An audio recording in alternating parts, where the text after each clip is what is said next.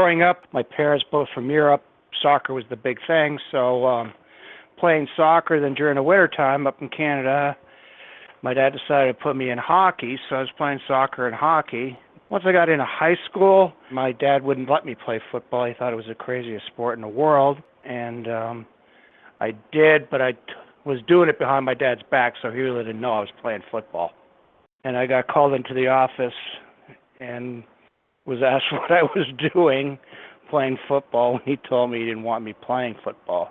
But I was good at sports, but football was not one of the things that I ever thought would take me anywhere. Everyone thought I was a lot better hockey player than I actually was a football player. Transitioning from my school to AKO, it was a lot better football than it was in high school. That's definitely true because you're getting a lot better players over there. When I was playing AKO, that was affiliated with the Ottawa Rough Riders at the time. Being around professional athletes and being 18 years old, and a lot of the players that were there had played quite a few years, and I learned a lot. So I was in training camp for at least 4 years prior to ever signing with the Edmonton Eskimos. In the 1987 Grey Cup, it came down to kicking a field goal to win the game. It was a 49-yarder in British Columbia against the Toronto Argonauts. It's an unbelievable feeling to win a championship in that manner, and especially my first actual professional career, whole year in the CFL at that time.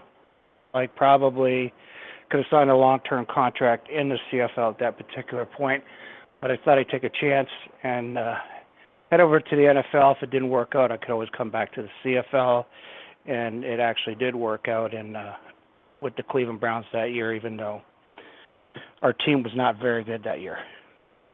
Hard work, it doesn't just happen in sports. I mean, it's every day.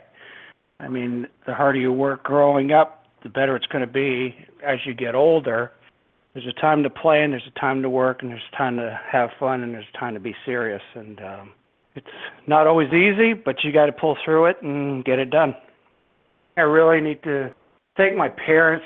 They were there for me all through this, and almost all of my family still in the Windsor area, and a lot of the guys that I went to high school with, we still keep in touch, and friends that I grew up playing soccer with.